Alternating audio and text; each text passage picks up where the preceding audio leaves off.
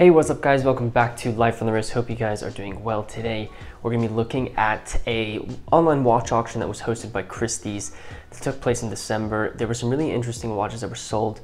It's pretty incredible to think that this entire auction was around one European collector's collection of watches, or I should say timepieces.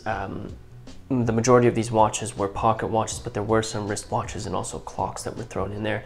I'm going to talk about the auction and then also go through 6 of my favorite lots that were sold at this auction. What was really interesting is the prices of these watches were so it felt like they were just like I would have expected them to go for way more. But that's besides the point. The watch, like I said, it was hosted by Christie's. It took place December 2nd to December 14th online, so you could bid from anywhere in the world. And it was called Watches Online, the Geneva Edit, an important private collection. The way that Christie's describes the auction, and I'll read it from their website, but the way that they describe this is an important private collection features an attractive range of pocket watches and clocks dating from the 18th century to present day, all coming from an important European collection. This sale will include signed examples from famous manufacturers, including Patek Philippe, Audemars Piguet, Breguet, Henri Cap, among others. So some really crazy pocket watches that sold here. A lot of them were time only, but they ranged from everything from like I said, the manufacturers, Audemars Piguet, Patek Philippe, Henri Cap, to you know, ones that needed keys to wind the pocket watches, or fairly interesting sort of like moon phase pocket watches as well. There was a lot of enamel work that was also done on some of these pocket watches. What's even crazier to me is that there were 316 lots. So it seems as if this European collector decided to sort of liquidate a fairly large portion of his collection of watches and timepieces. Looks like the majority of these are pocket watches. Perhaps he kept his wristwatches. I'm not really sure. Maybe this individual was a pocket watch collector and decided to liquidate this, you know, a decent portion of it. Who knows? Christie's knows. The individual who ended up selling all the watches knows. But it's nice that some really great examples of pocket watches came up for auction. The total sale, like I said, 316 lots. The auction fetched the total amount that was sort of total amount of money that was made at this auction was 3,089,750 Swiss francs. So a fairly good day if you're looking at 316 lots. That's fairly good. There were some pretty interesting watches sort of in the beginning of the lot. There were some really nice minute repeaters from Audemars Piguet. There was a nice gold calendar, annual calendar from Patek Philippe, Vacheron minute repeater. But the 6 lots that I wanted to talk about were on the vintage side and sort of range, you know, between what there really was. So the first one I wanted to talk about is lot number 5. This was an Omega. It was just a very simple rectangular yellow gold Omega that had a double signature with Omega and Tuller. Tuller is a manufacturer that sold many different types of watches from many different manufacturers, but what was really cool is they signed the dials, and it's become sort of like the Tiffany stamp dial as well. The watch itself is from around 1944. Yellow gold, 23 by 28 millimeters, so pretty small, fit really nicely on the wrist, at least my wrist. A little bit more on the dressier side. The bracelet is yellow gold as well. Manual wind movement. I think I can see. I can look at the movement to get it, but it's a manual wind movement, which I really like. As you know, I'm a manual wind person. Really simple rectangular manual wind movement from Omega, in very good condition. Doesn't look like there's a lot of rusting or anything like that on the movement. Just a simple Omega that I think is a really nice dress watch for anyone looking for something like that. It was estimated to go between 1,000 and 2,000 Swiss francs. It ended up going for 1,375 Swiss francs, which within estimates, which makes sense. I think the Tuller dial definitely, you know, kept it within that estimate. If it didn't have that double signature, I think it might have gone for less, but a really nice example to kick off my list. The next watch I wanted to talk about was a really, really cool Patek Philippe pocket watch. It's a silver mono pusher chronograph with an open face pocket watch. It is from 1910, so it looks very much like the pocket watches of this era, with these really interesting ornate hands and a dial that features you know, a white dial with 2 sub-dial registers at 12 and 6. Really nice Breguet numbers. It doesn't look like they're applied at all. It looks like they're actually painted. But one thing that is to know is the movement is just absolutely phenomenal. I'll put a picture up so that you can see it. The movement is absolutely phenomenal. And like I said, it's a mono pusher chronograph. As you know, I love chronographs. I'm currently wearing a Universal Genève Unicompax that is a chronograph, but this is a mono pusher chronograph. The pusher is on the top of the crown. And what's even cooler about this watch is if you look at the inscriptions on the dial, there's actually an inscription to measure the distance of 1 kilometer with your chronograph.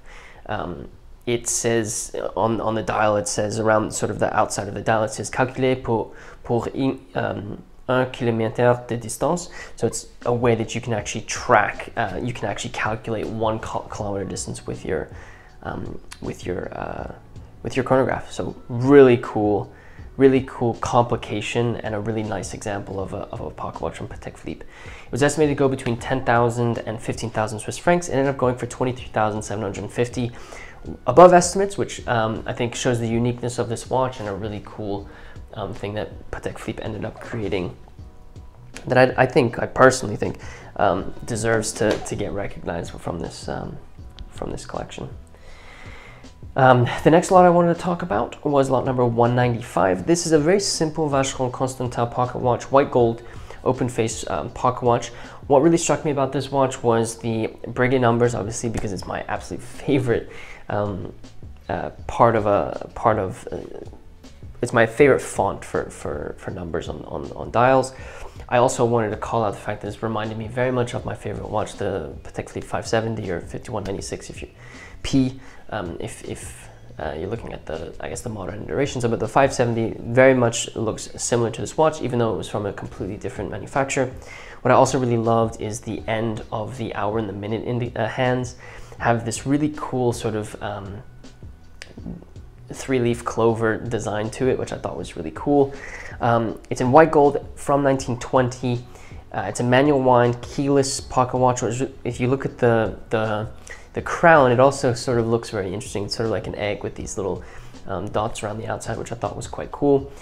It was estimated to go between 4,000 and 6,000 Swiss francs. It ended up going for 3,250 Swiss francs. A little bit of a sleeper. It might have to do with the fact that the majority of the case is this sort of black color. It kind of throws off the whole design, or not really throws off the whole design. I think it just changes the way you look at it because it's a little bit darker. Maybe not something that you're used to seeing on a watch. Moving right along, the fourth watch I wanted to discuss was a really cool lot number 265. This is a Henry capped yellow gold ring watch. Looks very much like a signet ring, very large around sort of at the top of it. And obviously sits quite high because you have to have that watch movement inside of the ring. But it's a very simple Roman numeral dial, white dial watch from 1920. The case diameter is 17 millimeters. The ring size is an American 9. White enamel dial. It's wound with a key, and it has a time-only function. The key where you wind it actually is on the underside of the watch, or underside of the key. It was estimated to go between 2,000 and 3,000 Swiss francs. It ended up selling for 3,000 Swiss francs. I just think it's a really cool integration of a piece of jewelry and watchmaking. And Henry Capt was known for doing that type of thing. So I thought that was quite nice. Our penultimate lot is the lot number 272. This is a Patek Philippe Platinum, yellow gold and mother of pearl open face pocket watch. The reason why I picked this one is I think this was an absolute, this really rocked the auction in my opinion. What you basically have, like I said, is an open face,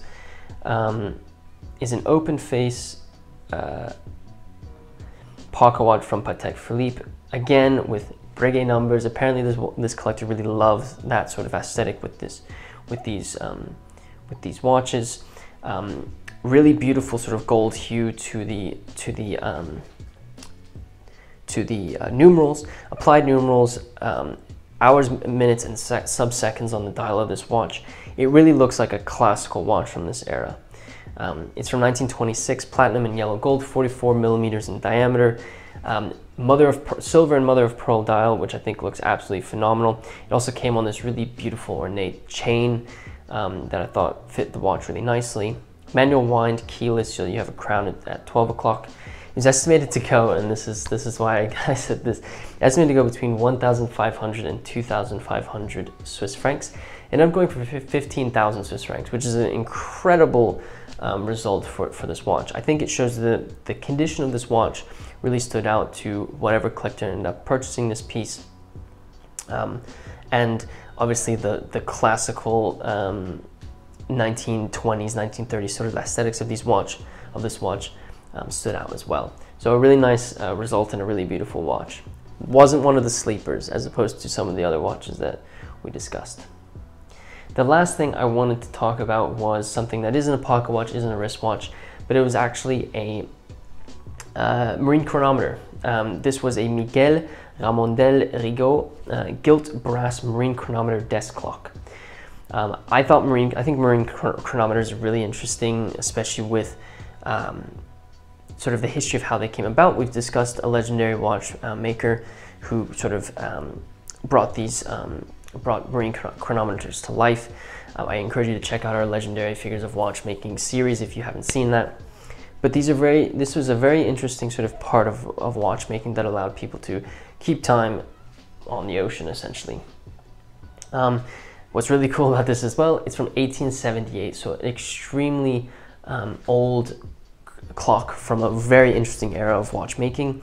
It's gilt, the case material is gilt brass, dial is silver plated, and it is a key wound watch. It features two subdials, one at 12 o'clock, one at 6 o'clock, hours and minutes hands. And I think it just was a really incredible example of an important piece of history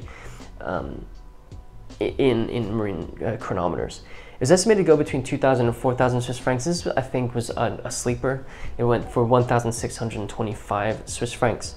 So, you know, not an exorbitant amount of money outside of the estimates. And I think that was sort of a very prominent theme with this auction. Of the 316 lots, there were a lot that sort of went under the radar and didn't really sell for as much.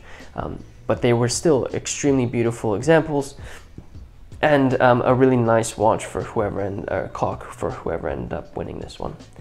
I'll leave a link in the description to the auction so you can see some of the rest of some of the other lots. Let me know in the comment section below what you think about my 6 picks. Let me know which one of the watches in this auction you enjoyed the most. It might not be one of my 6 picks. It's a personal list, so let me know in the comment section below.